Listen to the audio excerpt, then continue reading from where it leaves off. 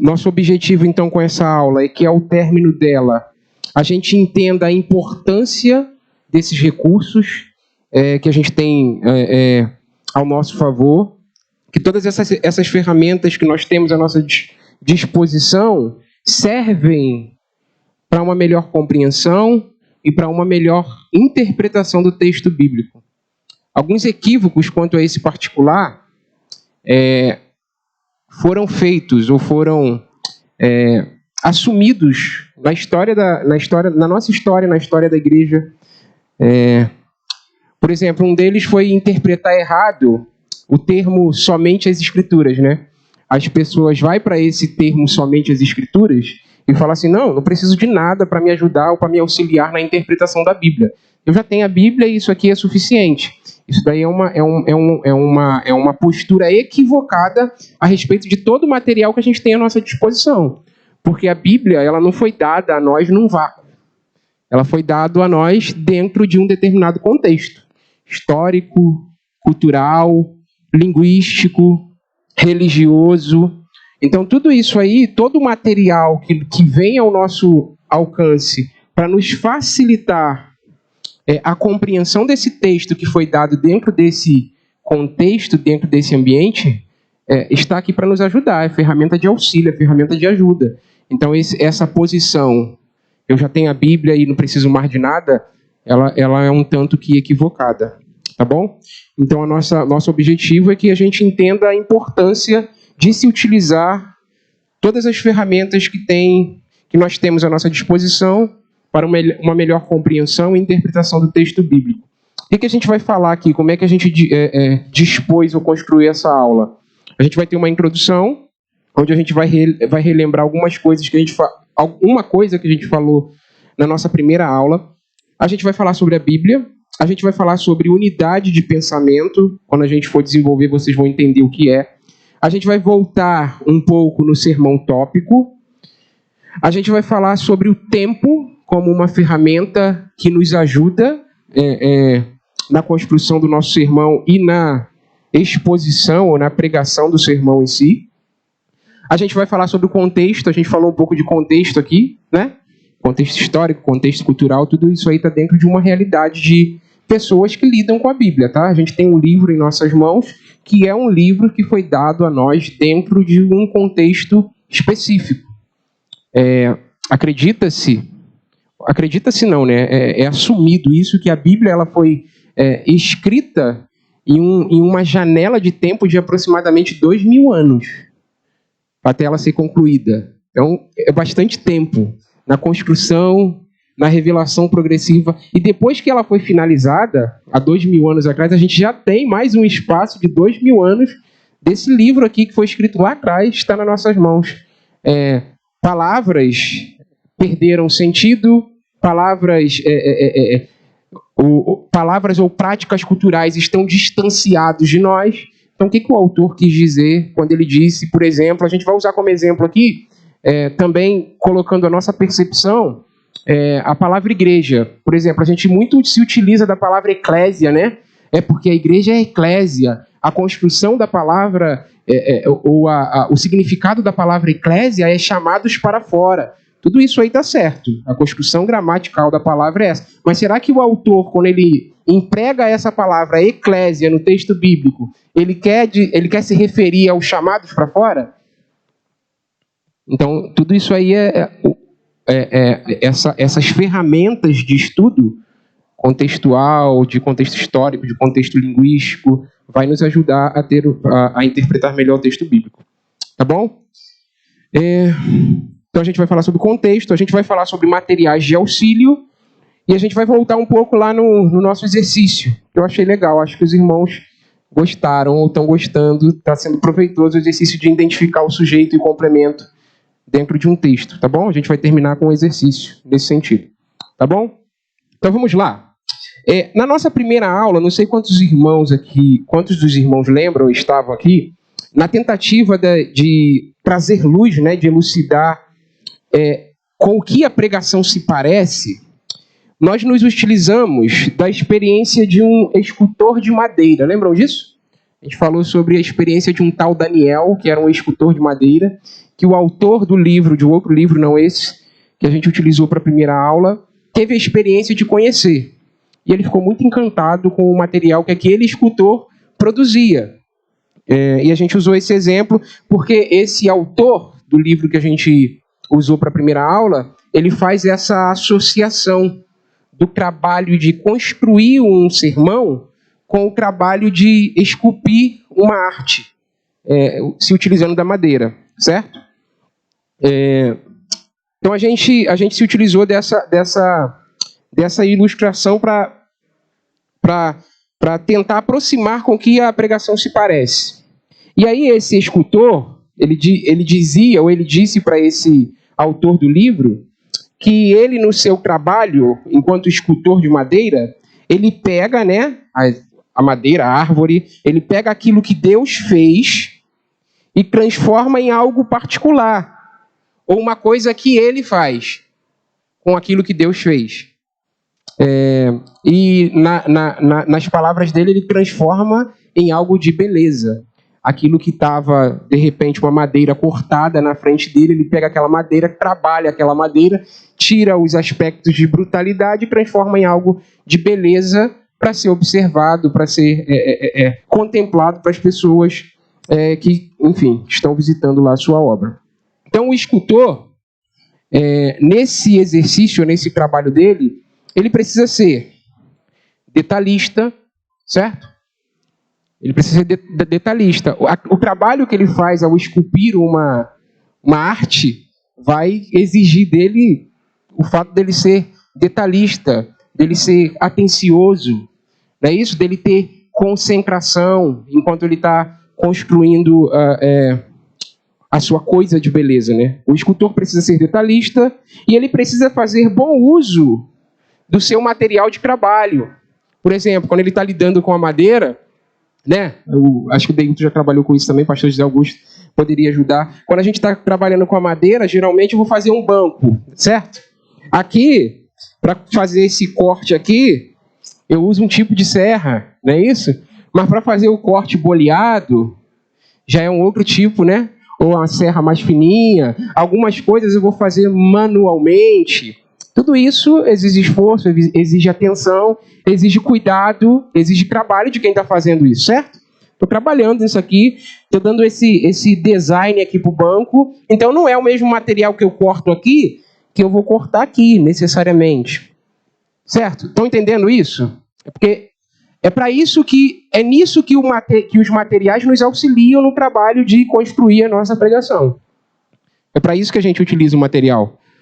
Para ele tomar contornos do lugar que a gente quer chegar para compartilhar com os irmãos a palavra. Certo?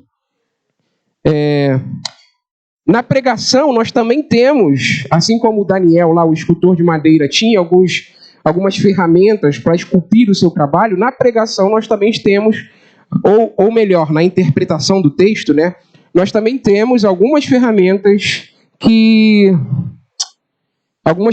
e procedimentos que são próprios para a gente se utilizar deles para construir, para preparar um bom sermão, uma boa pregação. E a gente vai falar um pouco deles. Os primeiros, eles são assim, universais, a gente pode colocar assim, e os últimos, quando a gente chega lá nos materiais de auxílio, eles são os mais específicos, certo? A gente vai falar um pouco sobre isso. Primeiro, então, qual seria o primeiro material, o primeiro instrumento de um pregador? Oi? Dicionário é específico, mas qual seria aquele essencial? Porque quem prega a palavra, a Bíblia, certo? Não existe pregador sem Bíblia. Então ele tem que ter familiaridade com a Bíblia, ele tem que ler a Bíblia, ele tem que se debruçar sobre a Bíblia. Então, conforme consta, a gente deu uma definição de pregação. Pregação é o ato de proclamarmos oralmente a palavra de Deus. Então, quem está pregando está proclamando a palavra de Deus. A autoridade do pregador reside neste fato, irmãos. Não se enganem. A autoridade do pregador reside no fato dele estar pregando a palavra de Deus. Quando ele assume a posição de pregador e prega qualquer outra coisa que não seja a palavra de Deus, ele não está expondo o texto com autoridade. Ele não está usufruindo ou compartilhando com os irmãos a autoridade bíblica. Certo?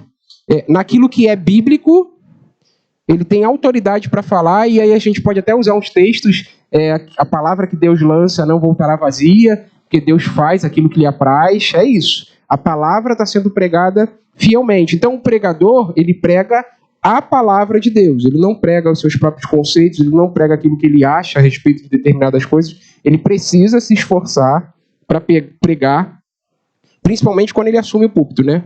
Para pregar a palavra de Deus, certo?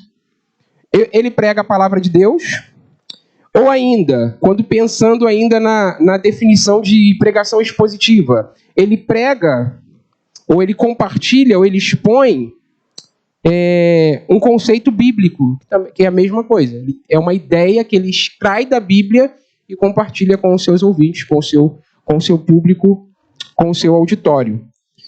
Ponto essencial, então, a principal ferramenta de um pregador é a palavra de Deus, ou a palavra conforme registrada nas Escrituras Sagradas. Então é um contrassenso a gente chamar de pregador quem não prega a Bíblia. Precisa ter a Bíblia. É o instrumento principal para dar pregação, é a Bíblia. É a Bíblia que vai ser ensinada, é a Bíblia que vai ser... É o ensino da Bíblia que vai ser exposto. É isso. Então, logo, é um contrassenso nós admitirmos a imagem ou a figura de um pregador sem a Bíblia. Segundo ponto, unidade de pensamento. Também é um conceito que pode nos ajudar e vai servir para a gente de instrumento para nos ajudar na construção da nossa pregação, tá? Dentro da matéria de homilética. Por que isso? Porque dizer que a gente prega a Bíblia, conforme a gente tem falado aqui nessas últimas aulas, é algo muito amplo, né, irmãos? Prego a Bíblia, tá? Prega a Bíblia? Eu sei que o pregador precisa compartilhar a Bíblia. Mas em que sentido nós pregamos a Bíblia? Entende? Esse é o ponto aqui que eu vou levantar para a nossa reflexão. Então, dizer que prega a Bíblia ainda é muito amplo. Então, quando nós dizemos que pregamos a Bíblia, nós dizemos, antes de tudo, que a Bíblia, ou a palavra de Deus, é o fundamento do que nós estamos dizendo. Beleza? O que eu estou dizendo na hora que eu estou pregando tem que ter fundamentação bíblica. Tem que estar ancorado, amparado nas Escrituras Sagradas. Esse é o ponto quando eu digo que o pregador prega a palavra de Deus ou prega a Bíblia. Então, objetivamente, o que nós temos sido incentivados aqui nas últimas aulas, principalmente quando a gente tratou o conceito de ideia central. O que nós temos incentivados a pregar é uma ideia ou um conceito bíblico. Essa ideia ou conceito bíblico estará contida em uma unidade de pensamento. O que é a unidade de pensamento, William? Unidade de pensamento é geralmente entendido como sendo, a gente já falou aqui, né? Um parágrafo. Geralmente a gente escolhe uma porção bíblica, entende aquela porção bíblica e compartilha aquela porção bíblica com a igreja. Essa porção bíblica, ela precisa ter, por isso unidade de pensamento, tá? Ela precisa ter unidade. Ela precisa ter início, meio e fim. Ela precisa carregar em si uma ideia, que seja única. E aquilo ali que a gente vai pregar. Tudo bem até aqui? Isso é unidade de pensamento para nos ajudar, para a gente não... É tanta coisa, tanto assunto na Bíblia, é tanta verdade diante de nós, né? E aí a gente vai e foca num... Eu escolho um texto, de repente, nas minhas primeiras experiências, um texto não tão difícil, um texto mais familiar, para que eu possa compartilhar com os meus irmãos. Eu não vou querer pregar, na minha primeira experiência, por exemplo, um texto que o irmão Jorge escolhe, que é um texto com muitas nuances de debates, e de compreensões, e de interpretação. Então, tipo assim, será que eu estou preparado para encarar todo essa história de interpretação, de estudo, de análise? De repente eu não tenho. Então eu vou escolher um texto fácil. Um texto, de repente, que está no senso comum da igreja. Salmos 23, irmão. Não é muito falado, né? De repente mal interpretado, mas é muito falado. Então a gente se esforça em entender aquele texto dentro do seu contexto e aquilo que ele quer ensinar, porque eu já conheço ele. De repente a forma que eu interpreto ele pode estar equivocada, certo? Mas aí eu vou e prego ele. Eu escolhi então um texto que tem unidade de pensamento, que quer ensinar uma única coisa e que é fácil para mim. Eu já estou familiarizado com ele, vou pregar ele para a igreja, tá bom? Então, unidade de pensamento geralmente é entendido como sendo um parágrafo ou uma narrativa. Uma narrativa já é um pouco mais complexa. Porque unidade de pensamento geralmente é um parágrafo. Mas quando a gente está diante de uma... diante de uma narrativa, a gente tem que ter cuidado. Porque a narrativa é uma história. E a história, ela... Um exemplo. O exemplo que é usado aqui, que o autor aqui usa no livro, de narrativa, é o exemplo da história do pecado de Davi. Ele peca com Batseba e a solução do problema vai andar, de repente, dois capítulos para frente. A gente tem 2 capítulos ali que se divide em vários parágrafos, né? Então, a unidade do assunto ali é mais amplo do que um parágrafo só. Então, se eu pego daquele texto um parágrafo só para pregar, eu estou cortando o assunto, entendeu? Eu não estou pegando, eu não estou compartilhando toda a ideia. Tudo bem aqui? Então, a gente prega ou um parágrafo, ou a gente prega ou uma narrativa. Usamos os parágrafos quando nós nos deparamos com textos, por exemplo, coloquei aqui epistolares, mas as cartas. A gente faz isso lá na Chatuba, é mais comum a gente fazer isso na nossa realidade de igreja. Geralmente as cartas, cada parágrafo carrega uma unidade de pensamento. O que eu dei para o exercício dos irmãos aqui são 13 versículos, de repente um pouco até grande, um pouco amplo. Aquele exercício que a gente fez em Salmo 117, são 2 versículos, certo? Então tá ali, 2 versículos. Mas voltando às cartas, geralmente cada parágrafo da carta tem um pensamento. Aquele que eu dei para vocês, a ideia ali é que nós não devemos fazer acepção de pessoas. Tem um assunto ali. Não devemos fazer acepção de pessoas e o complemento é o porquê disso, tá? A gente vai tentar fazer hoje. Mas tem ali uma unidade de pensamento em um parágrafo. Não é 2 capítulos, 3 capítulos, é um parágrafo. Não faça acepção de pessoas. Beleza? Isso é entendido como sendo uma unidade de pensamento. Cartas paulinas ou as cartas gerais, no nosso caso aqui do nosso exercício Tiago, especificamente. Nos deparamos, quando nós estamos diante do texto bíblico, irmãos, nós nos deparamos com narrativas quando nós estamos diante de livros históricos. 1 Reis, 2 Reis, 1 Samuel, 2 Samuel, Atos dos Apóstolos, é um livro histórico. Os evangelhos são livros, são escritos históricos que têm a intenção de narrar como foi a vida de Jesus, os seus milagres. Então tem um elemento de história ali, são narrativas, né? Então são maiores. E vai trazer mais dificuldade para a gente identificar ou a gente achar o assunto a ser compartilhado. Nos deparamos com narrativas, independente do tipo de literatura que tenhamos diante de nós, o desafio do pregador, o nosso desafio, permanece o mesmo. Identificar naquele bloco de texto a ideia central. E nós identificamos, já falamos aqui, né? Como é que nós identificamos a ideia central, irmãos? Fazendo pergunta, né? Que pergunta a gente faz especificamente? Ou a primeira pergunta... Oi? Quase. É por que você falou? Não, geralmente é o quê? O quê? O que esse texto diz? Para eu identificar a ideia, o que esse texto está dizendo? Certo? O que esse texto está dizendo? É isso. O que esse texto está dizendo? Porque tem a ver mais com o motivo. O porquê depois. Então, geralmente eu identifico a ideia central ou o sujeito do texto fazendo essa pergunta, né? Do que esse texto está falando, ou o que esse texto diz, enfim. Mas, para nos auxiliar de forma mais específica nessa nossa missão de preparar o sermão, nós podemos fazer uso de alguns amigos inseparáveis. Aí, quando eu estava lendo essa parte do livro, né, eu lembrei da experiência do experiência que a gente teve com o pastor Ivo algumas vezes, né? Eu lembro de uma literatura, eu não sei se ele compartilhou com a igreja ou não.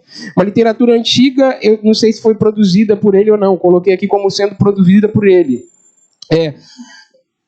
Essa literatura contava com o apoio dos dedos das mãos para fixar o nome desses amigos inseparáveis na nossa obra de interpretação textual. Vocês lembram disso? Alguém teve essa experiência com o pastor Ivo? Não foi? Eu não sei se foi ele que produziu, não sei se ele recebeu auxílio de alguma literatura, mas geralmente era o que, como, onde, né? Por quê, para quê? Alguma coisa assim. Ele usa as mãos, cada dedinho seu vai ter um nomezinho de uma pergunta. Vai ser um amigo inseparável para você entender melhor o texto. A gente precisa fazer perguntas para texto. O que? Como? Onde? Por quê? Quando? Acho que foram esses 5 que ele compartilhou nessa literatura. Mas a gente pode continuar. Tá? Para quê? Propósito. Ideia de propósito. Para que isso aqui foi escrito? Tudo bem? A gente pode continuar. Tá bom? Então, essas perguntas também nos ajudam na interpretação, para a gente identificar a ideia central de um texto. Tá? O que, como, quando, onde e por quê. Tem um versinho utilizado nesse livro aqui, que o autor compartilha, que diz o seguinte, ó. Eu tinha 6 amigos fiéis. Tudo que eu sei, ensinaram-me bem. Eu tinha 6 amigos fiéis. Tudo que eu sei, ensinaram-me bem. Seus nomes são como, o que, por quê, onde, quando e quem. Se a gente caminha com essas perguntas para o texto bíblico, a probabilidade da gente acertar na interpretação do texto bíblico é boa, certo? Nos ajuda. Como, o que, por quê, onde, quando e quem. Tá bom? Então, o uso constante e contínuo dessas perguntas na nossa prática da leitura bíblica nos auxiliam grandemente na nossa compreensão do texto que nós estamos lendo, que a gente se colocou diante dele. Então, vou para o texto, eu pergunto ao texto. Eu não chego no texto, irmãos, com a ânsia de interpretar o texto, tá bom? Eu vou primeiro entender o texto. Eu vou fazer perguntas para o texto. Eu não já vou interpretando, porque isso aqui significa aqui, não sei. Não, calma. Falei isso semana passada, calma. Vai lá, calma. Leia o texto, releia. Leitura atenta, né? Na hermenêutica é chamada isso, leitura atenta. Faça uma leitura atenta. Ouça a sua voz. Leia devagar, leia acelerado. Leia de novo. Relê. Até que você consiga se aproximar da ideia. Tem uma ideia aqui. Quando a gente lê, relê e lê de novo, as palavras do texto, ou aquelas palavras, por exemplo, que mais se repetem, olha aí uma técnica também. Ver as palavras que mais se repetem e tomar nota dela. Vou anotar, essa palavra aqui, o Tiago está falando desse assunto aqui, ele repetiu essa palavra aqui 15 vezes. Por quê? Tem um porquê disso aí. Por que isso? Entendeu? Então, de repente, as palavras que mais se repetem, possivelmente vai ser aquela palavra, ou vai ser a palavra que vai carregar o significado, o sentido do texto. O sentido do texto vai estar em volta daquela palavra ali, porque ela se repete bastante. Tudo bem? Então, tome nota, use um caderninho, vá com a Bíblia, faça rascunho, rabisca a Bíblia não, né? Alguns rabiscam, outros não. Rabisca o papel. Rabisca o papel lá, toma nota, tá bom? Faça a leitura atenta com essas perguntas. Como, o que, por quê, onde, quando e quem. Exposição tópica, como uma ferramenta também da pregação, porque ela atende alguma... Lembra que quando a gente falou da pregação temática, aqui a gente falou a respeito das necessidades que surgem por causa de circunstâncias, por causa de eventos festivos dentro da igreja. A gente tem isso. A nossa realidade é assim. Então, a pregação tópica, ela também é um instrumento que pode nos ajudar, nos auxiliar no ensino da igreja. Tudo que nós dissemos anteriormente a respeito da identificação dessa unidade de pensamento, da identificação dessa ideia central do texto, está intimamente relacionado ao processo da preparação do nosso sermão chamado expositivo. Mas também se aplica, ou deve se aplicar, né, ao processo da preparação do sermão temático, com o agravante de que para pregarmos sermões temáticos e tópicos, a nossa abrangência de pesquisa, ela aumenta. Certo? Por quê? Porque você tem mais textos diante de você. E aí você vai, uma vez que você quer ser, está se esforçando para ser um pregador fiel das Escrituras, e não das suas ideias, lembra que a gente falou? O perigo da pregação temática, a pessoa vai com o tema para a Bíblia e tenta fazer a Bíblia concordar com aquele tema. É um perigo, é um risco. Certo? Mas se eu quero ser bíblico na minha pregação temática, o que eu vou fazer? Eu vou com o tema, e eu vou ver primeiro se a Bíblia fala sobre esse tema, eu vou ver os textos que falam sobre esse tema, e eu vou estudar esses textos dentro do seu próprio contexto. E aí eles reforçam a ideia? Não. Não me serve. Ou a própria ideia, ou o tema que eu estou querendo trabalhar, não me serve. Então não vai ser próprio para eu pregar, vai ser próprio, de repente, para eu dar um estudo, para eu fazer uma palestra, para eu fazer uma reunião entre mulheres e falar sobre um assunto específico, mas que a Bíblia não me dá muita base para eu falar. Eu não vou pregar sobre aquilo. Né? Pregação é essencialmente exposição das Escrituras. Eu prego quando eu estou ensinando a Bíblia. É isso. Quem prega, prega a palavra de Deus. Tá bom? E aí o nosso trabalho, a nossa abrangência para fazer sermão temático, ela aumenta um pouquinho, né? Porque tem vários textos. Temos aprendido que é um equívoco tão somente nós citarmos o texto sem considerarmos o seu contexto. Isso constitui uma violação da intenção autoral. Quando eu tiro o texto do seu contexto, tem um exemplo que esse rapaz aqui dá que eu acho interessante, eu achei interessante pra caramba. Ninguém que inicia ou que começa a ler um livro, legal esse exemplo que ele dá, quando você começa a ler um livro, quem tem hábito aqui de ler? Tem hábito de leitura, isso. Quando você começa a ler um livro, você abre o livro e vai direto para a página 6 do livro? Entende? Porque aí você pega lá, de repente, uma citação do autor e vai falar assim, o autor disse isso, isso, isso. Porque você abriu na página 6. Você pega lá, o autor disse isso, isso, isso. Aí a provocação que o autor desse livro faz, ó, ele pode estar usando, naquele texto que você escolheu e leu, ele pode estar usando as palavras do inimigo dele.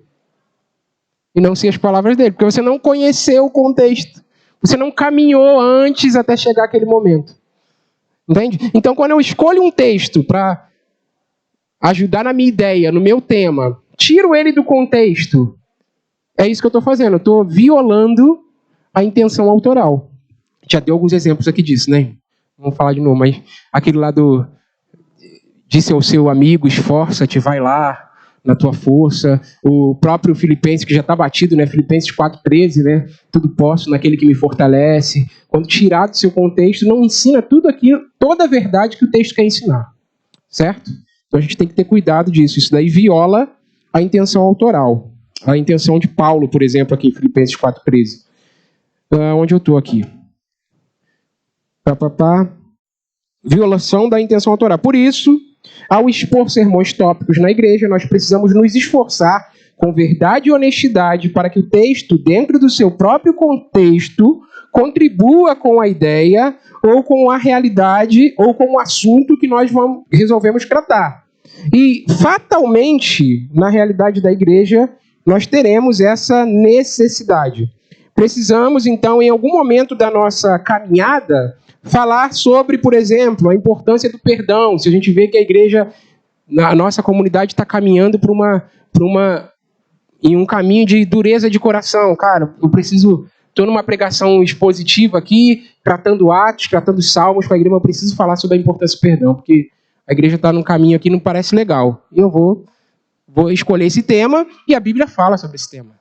Entende? Isso já é conhecido, né? A importância do perdão, a Bíblia vai falar sobre a importância do perdão. Então é um tema aqui, ó. O perigo da culpa, as consequências do ciúme, quando a gente pensa na realidade lá de Caim e Abel, né? Quando Caim teve ciúme do seu irmão Abel, né? Tem um texto ali que fala sobre essa temática. Então, a gente pode falar sobre alguns temas que surgem de forma circunstancial na nossa realidade. Outras necessidades, como problemas no casamento.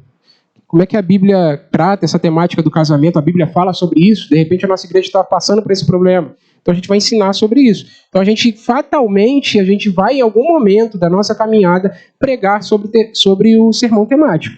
Tá? A gente vai falar sobre o sermão temático. problemas no casamento, educação de filhos, ó, que legal, cheio de criança aí pequena, né, na nossa realidade. Eu tenho 2 filhos aí na fase bem infantil. Educação de filhos, necessidade de trabalho voluntário, dos irmãos se doarem mais para as obras da igreja, para as obras comunitárias, mas para as obras de apoio a outros irmãos que estão passando necessidade também. Então, essas necessidades aí, elas vão surgir e a gente vai precisar tratar desse assunto, e a gente tem aqui a ferramenta do sermão tópico para isso, sermão temático. Datas festivas que a gente poderia utilizar mais, né? Fica um desafio para a gente. Datas festivas como Natal, a Páscoa, Domingos de Santa Ceia, para falar sobre a importância da ceia, Natal para falar sobre o nascimento de Jesus, sobre aquela expectativa que se cria, né? Tem texto que fala sobre isso. Lucas ali é lindo quando você lê essa temática do nascimento de Jesus ali, como as pessoas esperaram, qual a expectativa que existia e tal. A Páscoa. Então, são datas festivas aqui que a gente pode usar um sermão tópico temático para pregar na igreja. Então, que esse sermão, como um instrumento, como uma ferramenta aí de auxílio nas nossas pregações domingo após domingo, que ele seja, então, feito com responsabilidade, com temor e com muita fidelidade ao texto. Prova, né? Geralmente a gente escolhe um texto para reforçar a nossa ideia, mas que ele seja feito com muita responsabilidade e muita fidelidade ao texto dentro do seu contexto, para a gente não violar a intenção autoral. Beleza? Outro ponto, duração do sermão. Falar sobre o tempo aqui. O tempo como um ajudador para o pregador. E a gente tem 2 coisas para falar aqui a respeito do tempo, que às vezes pode trazer algum temor, né? Alguma dificuldade para a gente sobre, meu Deus, quanto tempo eu vou falar, quanto tempo eu tenho que falar, será que eu tenho que falar, não tenho que falar, minha pregação tem que durar 40 minutos, geralmente as pessoas pregam 50 minutos, aí você está numa primeira experiência, mas não consigo falar nem 20, entende? Como é que vai ser isso? Tal, então vamos falar um pouco como é que a gente pode tratar esse assunto aqui. Tem uma máxima bem conhecida com o assunto da interpretação bíblica que diz, não é aqui não, é aqui, ó. Um outro instrumento que usamos na nossa missão de pregar é o tempo. O que pode ser dito a esse respeito é, quanto ao preparo do sermão, recebi uma oportunidade, o pastor me chamou para trazer uma palavra na igreja, ou no grupo de amigos, na rede de jovens, não sei aonde. Pastor, recebi uma oportunidade. Quanto ao preparo do sermão, dessa palavra, não se prive de ler, reler, ler novamente, quantas vezes forem necessárias e quanto tempo você julgar necessário. Pode ser... Tem gente, irmãos, olha só que legal, tem gente que demora 40 horas, alguns consideram isso exagero, outros não, mas tem gente que demora 40 horas para preparar um sermão. Com essa experiência de pessoas, 40 horas estudando para preparar um sermão que ele vai pregar em 40 minutos, meia hora. É o trabalho dele de pesquisa, de olhar no original. A gente vai falar já sobre a linguagem aqui, que de repente não é tão o alvo da nossa aula, mas precisa ser falado sobre a importância de se conhecer a língua original para uma boa interpretação bíblica. Mas então, leia, releia, pesquise, leia livros que possam te servir de auxílio, gaste e use bastante seu tempo na preparação. Tá bom? Quantas vezes você julgar necessário. Quanto à entrega do seu sermão, o tempo é limitado.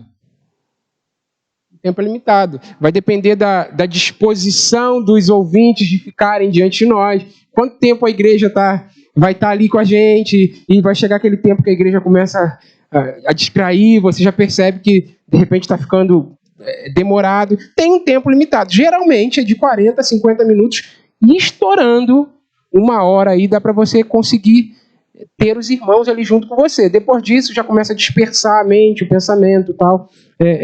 Essas coisas. O tempo é limitado à ocasião.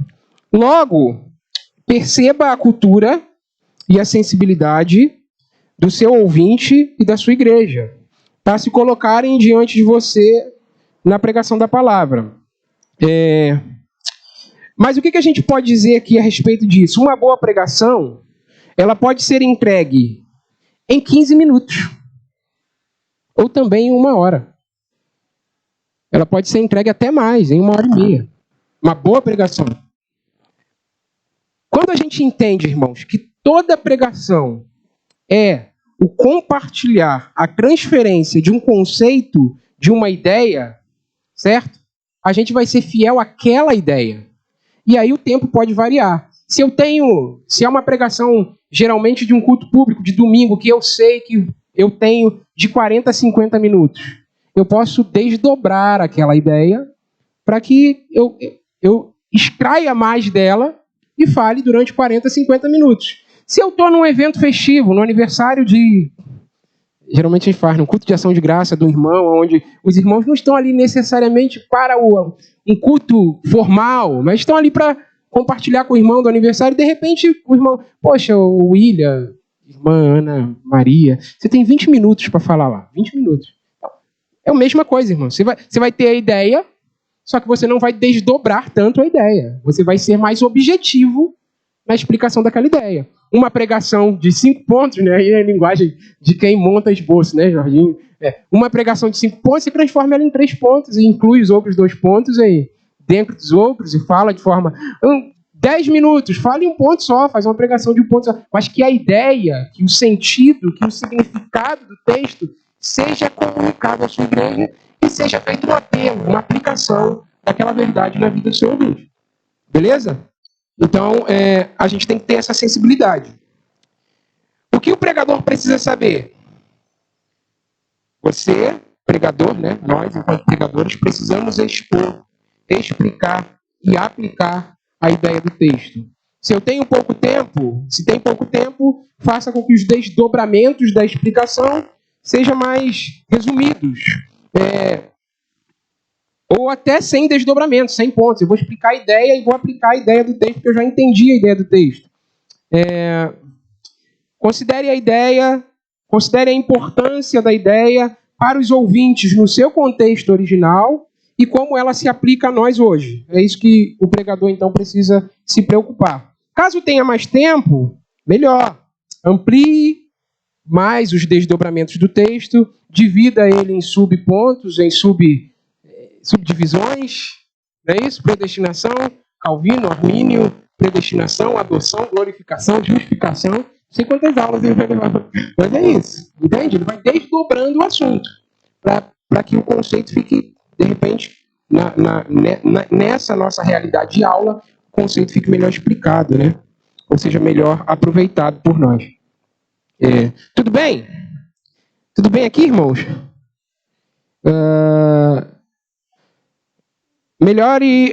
Amplie os desdobramentos do texto, considerando o argumento do autor sagrado. Sempre considerando o argumento do autor. Sempre considerando a intenção autoral do texto. Contexto. Aí sim, é o que eu comecei ali naquela hora. Tem uma máxima bem conhecida já, bem difundida no meio da igreja. Não sei quantos dos irmãos já ouviram. Quando o assunto é interpretação bíblica, que diz o seguinte: texto sem contexto é pretexto, né? Para a heresia, é pretexto para a abobrinha, é pretexto para a heresia, é pretexto para a não heresia, para a abobrinha também. Tem situações em que o pregador lê o texto e nunca mais volta no texto. Fecha a Bíblia e fala aquilo que ele quer falar. Então é pretexto. Texto sem contexto, quando você não explica o texto dentro do seu contexto e traz as aplicações do texto para a igreja ou para a realidade da sua comunidade, é pretexto para você falar o que você quiser, ou é pretexto também para se construir falsos ensinos. Então o pregador, ele precisa ter o trabalho de entender, a gente começou falando sobre isso, né? O texto dentro do seu contexto. Por que o contexto, então, é um instrumento também para o pregador? Porque o contexto, ele delimita, irmãos, e ele lança luz no sentido e no significado do texto que vai ser pregado. Eu compreendo o texto que eu vou pregar dentro do contexto. O contexto é o limitador para eu entender o sentido daquele texto. Eu não posso pegar aquele texto e entender o que eu quiser daquele texto. Não posso. Eu estou violando a intenção autoral quando eu faço isso. Entende? Então eu preciso pegar o texto, interpretar e entender o sentido e o significado do texto dentro do seu contexto. Por isso o contexto se faz uma ferramenta para a gente também. Então não vou ler só... Quando eu ler a Bíblia para pregar, eu não vou ler só, caramba, Deus tocou no meu coração para eu falar a respeito daquele versículo. Eu leio só o versículo e fico pensando no versículo. Fico pensando no versículo, certo? Não, eu leio o versículo, mas eu vou ler o que vem antes daquele versículo, eu vou ler o que vem depois daquele versículo, eu vou entender que aquele versículo, ele está dentro de um capítulo, ou aquele versículo está dentro, melhor, de um parágrafo, o parágrafo está dentro de um capítulo, o capítulo está dentro do quê, irmãos? Do livro, e o livro? Está na Bíblia. Ó, vai ampliando, tá vendo? Olha o desafio do pregador. Legal, né? Mas é isso. Então eu vou entendendo nessas camadas, eu vou usando o contexto a meu favor para eu entender o texto. Certo? Porque senão eu vou usar o texto como pretexto para eu falar aquilo que eu quero falar.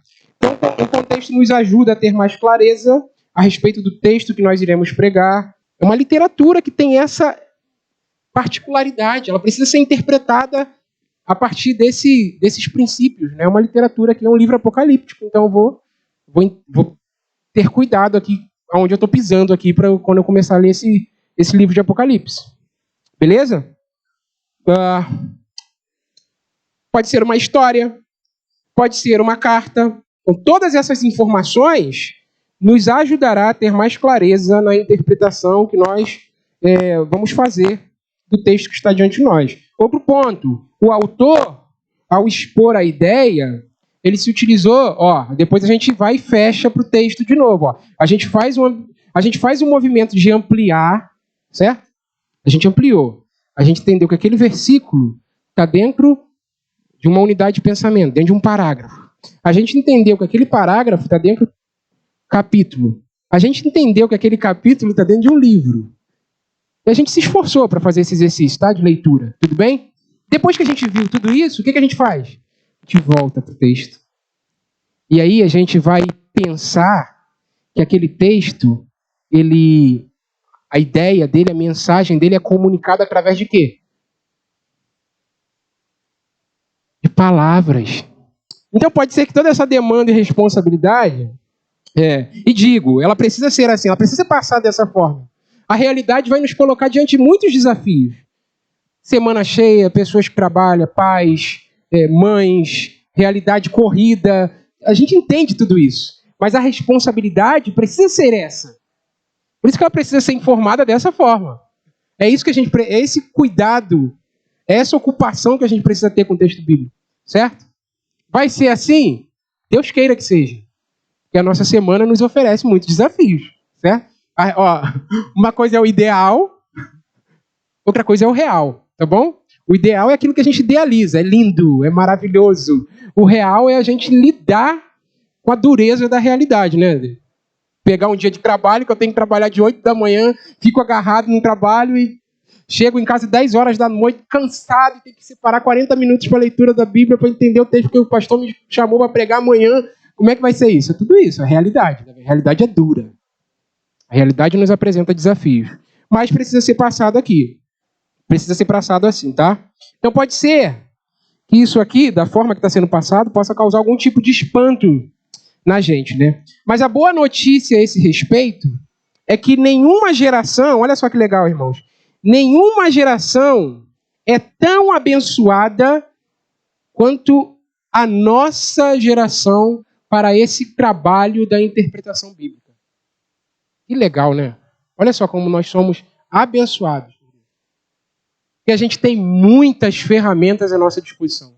Muitas ferramentas. Muitas. Das mais variadas. É até perigoso. É até perigoso que se tenha tanto, mas a gente tem muitas ferramentas. Muitas ferramentas. Tem muita gente falando abobrinha por aí, tem muita gente falando coisa boa por aí, tem muita gente escrevendo livros bons, tem muita gente escrevendo livros ruins a respeito da Bíblia, mas a gente tem a ferramenta, tá lá, para o nosso auxílio, para a gente usar, tá? Então nenhuma geração foi tão abençoada assim quanto a nossa nesse trabalho de fazer a interpretação da Bíblia. Nós temos hoje um vasto material de apoio que eu julgo necessário para nos ajudar nos nossos estudos para a pregação. Esse livro aqui, ele cita como importante para o nosso auxílio, por exemplo, dicionário bíblico. Se você não tem, busque ter. É bom ter.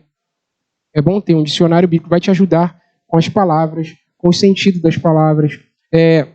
Ele cita aqui, eu excluí aqui, mas ele cita o léxico, né? Para pessoas um pouco mais avançadas no estudo na interpretação bíblica. Mas o léxico é aquela palavra que ela vai esmiuçar a palavra no seu sentido original, vai colocar diante de seus olhos palavras gregas, porque a Bíblia foi escrita em línguas originais, né, irmão? É grego e hebraico predominantemente. Então ele vai te dar a palavra grega, como a palavra grega foi construída, o que ela poderia significar, qual é a melhor forma de interpretar ela hoje. Então é o léxico. Tem léxico, tem dicionário bíblico, que é bom ter. Dicionário bíblico, livro de estudo de palavras teológicas. Aqui, isso aqui é uma palavra teológica. Predestinação. Beleza? Eleição. Uma palavra que carrega uma bagagem teológica nela. Eleição. Não é só eleger o político, né? Eleição. Não, tem uma bagagem teológica nessa palavra, que essa palavra ela carrega. Vai ter ali calvinismo também. Calvinismo, arminianismo, que mais do que palavras teológicas são lentes de interpretação bíblica, tá? Calvinismo e arminianismo são lentes que a gente usa para interpretar a Bíblia. Adoção, glorificação, por exemplo, é uma palavra que nem aparece na Bíblia, mas que é uma palavra teológica. Trindade. Beleza? Trindade. A gente sabe hoje, né? Como é que a gente sabe? Nosso Deus é um e ao mesmo tempo três. Ele é Pai, Filho e Espírito Santo. Qual é a palavra que a gente usa para isso? Trindade. Está na Bíblia essa palavra? Não. Olha só que legal. É uma palavra teológica que capturou todo o ensino a respeito de quem Deus é. Então é bom a gente ter um livro de estudo de palavras teológicas. Beleza? Estou já encerrando, irmãos.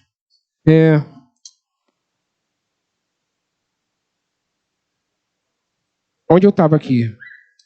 Gramáticas, e aí do português e também da linguagem bíblica. Concordância bíblica. Muito legal você ver um texto aqui. Aí tem, as bíblias de estudo geralmente tem isso, né? Tem uma letrinha que vai te levar a um texto que está lá em Salmos, que é a mesma palavra que o autor usou aqui, o salmista também usou. Aí você vai ver se essas palavras têm correlação dentro do contexto.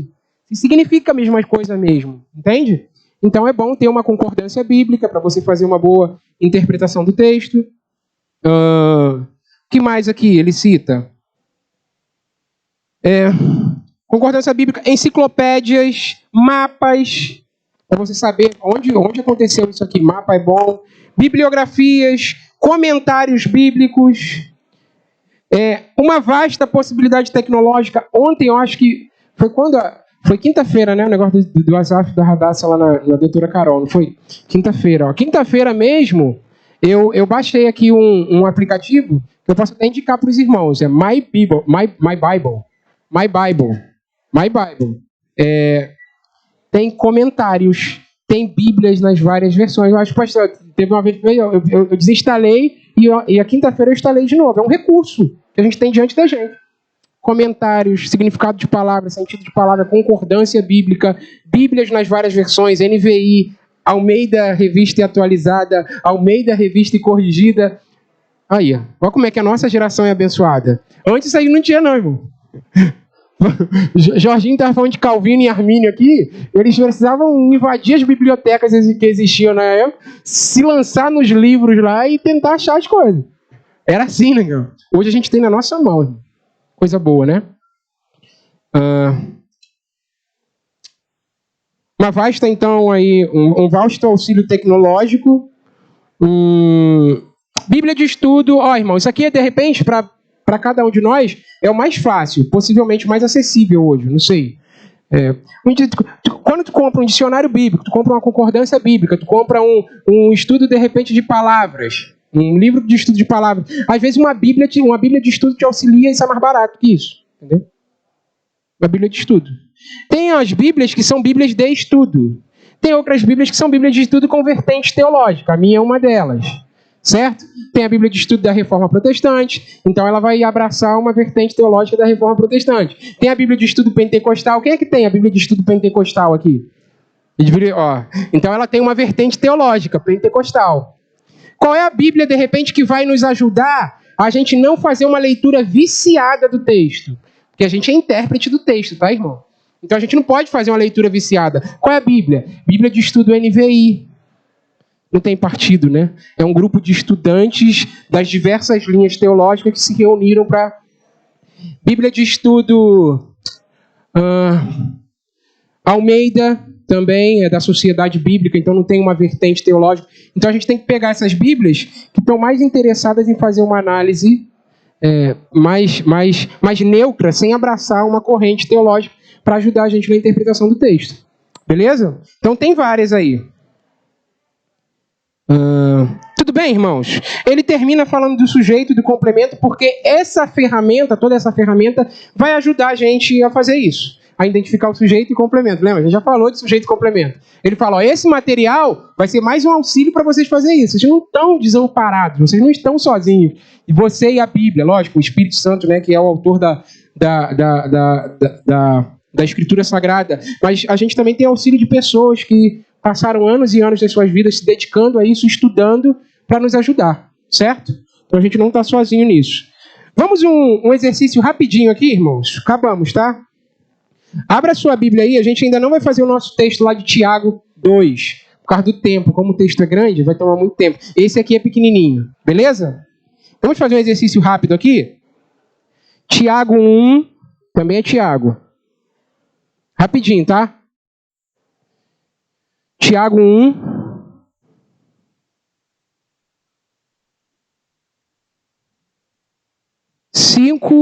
Do verso 5 ao verso 8.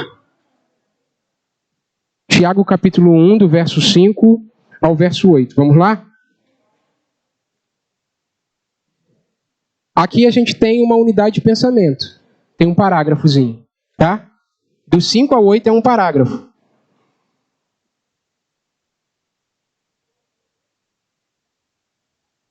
Amém? Rapidinho, hein? Se, porém, algum de vós necessita de sabedoria, peça a Deus que a todos dá liberalmente e nada lhes impropera, e ser-lhe-á concedida. Peça, porém, com fé, em nada duvidando, pois o que duvida é semelhante à onda do mar, impelida e agitada pelo vento. Não suponha esse homem que alcançará do Senhor alguma coisa. Homem de ânimo dobre, inconstante em todos os seus caminhos. Mais uma vez.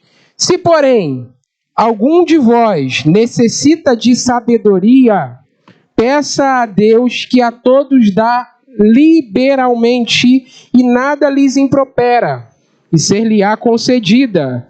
Peça-a, porém, com fé, em nada duvidando, pois o que duvida é semelhante à onda do mar, impedida e agitada pelo vento. Não suponha esse homem que alcançará do Senhor alguma coisa. Homem de ânimo dobre, inconstante em todos os seus caminhos. De imediato aqui, eu já colocaria assim, um desafio para os irmãos. Uma palavra que saltou aos meus olhos. Não é a ideia, mas é uma necessidade de entendimento. A minha versão usa a palavra impropera. Certo? Vocês estão acostumados com essa palavra? Sabe o que significa? Pronto. Gramática. Entendeu? Preciso. Eu não sei o que significa isso aqui. Se eu não entender essa palavra dentro de Tiago aqui, pelo menos no português, né, que é uma palavra da nossa gramática, eu vou ter dificuldade de entender, porque tem alguma coisa aqui que é melhor. De repente a pessoa faz assim, é melhor fechar os olhos para ela, deixa aqui, não é isso, entendeu? A pessoa que é um leitor atento, uma pessoa responsável com as escrituras, vou fazer um esforçozinho tecnológico. Vou no Google ali, né? Dicionário web, impropera. Impropera. Legal, entendeu? Já tem uma palavra, não tem a ver com o sentido do texto, mas tem a ver com o desafio interpretativo para você entender o texto. Entendeu? Beleza, esse seria já um desafio para a gente, para entender. Mas o nosso exercício aqui é fazer a pergunta. Lembra a pergunta do sujeito?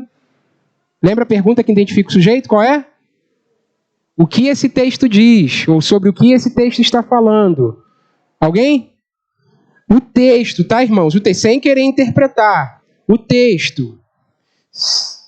Pensem enquanto eu leio para tentar ajudar vocês para a ideia voltar na cabeça. Se, porém, algum de vós necessita de sabedoria, peça a Deus que a todos dá liberalmente, e nada lhes impropera, e ser-lhe-á concedida. Peça, porém, com fé, em nada duvidando, pois o que duvida é semelhante à onda do mar, impedida e agitada pelo vento. Não suponha esse homem que alcançará do Senhor alguma coisa. Homem de ânimo dobre, inconstante em todos os seus caminhos. Sobre o que esse texto está falando? Sobre como pedir a Deus. O quê?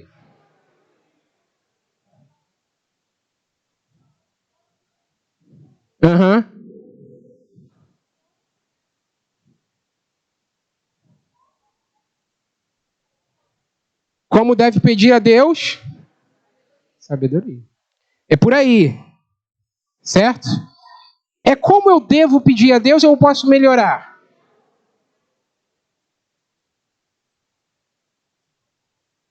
Quem pede, pede por quê? Pede. Então, como é que ficaria melhor formulado? Essa é a ideia, mas como é que ficaria melhor formulado? Como?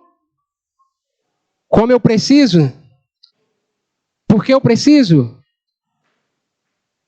Acho que o como dela resolve. Mas é o como, se eu preciso,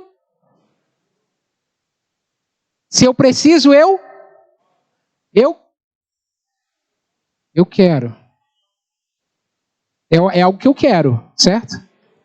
Eu estou querendo aquilo, eu preciso daquilo, precisa ser meu. Entendeu? Como? Não é como eu peço sabedoria, é como alcançar sabedoria. Como obter sabedoria. Pode ser melhor trabalhado para ser aplicado na sua pregação. Mas como obter sabedoria é o meu sujeito. Qual é o complemento? Está na sua fala também. Oi? Oi? Está na sua fala. Você começou falando. Como obter sabedoria? Meu sujeito. Complemento é? Pedindo a Deus. Eu obtenho a sabedoria pedindo a Deus. O texto fala de mais uma coisinha, né? Com fé. Seria assim a formulação. Como obter a sabedoria? Obtenho a sabedoria pedindo a Deus com fé. É uma formulação bem... Está formulada de forma bem não trabalhada, mas essa é a ideia. Tá bom? Sem duvidar. Ó, tá vendo? Ó, olha aqui, ó. Isso daí poderia ser um ponto da sua pregação, ó. Legal, ó. Entendeu? Isso aí. Pedindo a Deus com fé, sem duvidar, sem inconstância. Ele fala sobre isso. É as coisas que ele fala a respeito do que ele está falando. Preciso obter sabedoria. O que ele fala a respeito disso? Preciso pedir com fé. Não posso duvidar. Ó, legal, pegou. Isso aí. Essa é a ideia. Mas como obter sabedoria? Pedindo a Deus com fé. Então, eu obtenho a sabedoria que preciso ou que necessito, pedindo a Deus com fé. Essa é a ideia aqui. Beleza? Foi um pouquinho, né? Senhor, nós te louvamos, agradecidos por esse tempo que passamos aqui em tua presença. Obrigado, Senhor, por sua misericórdia, por sua bondade, pelo seu amor. Ajuda-nos a caminhar firmes, constantes, sempre abundantes na tua graça. Uma vez que entendemos, Senhor, que precisamos de auxílio para uma melhor interpretação das Escrituras, da Palavra de Deus, nessa aula de hoje, dá-nos possibilidade, Deus, de recursos para que a gente adquira esse material, Senhor, para que a gente trata a tua palavra com o mínimo de reverência e temor que ela merece de cada um de nós. Oramos abençoando o teu povo, a tua igreja, em nome do Senhor Jesus. Amém.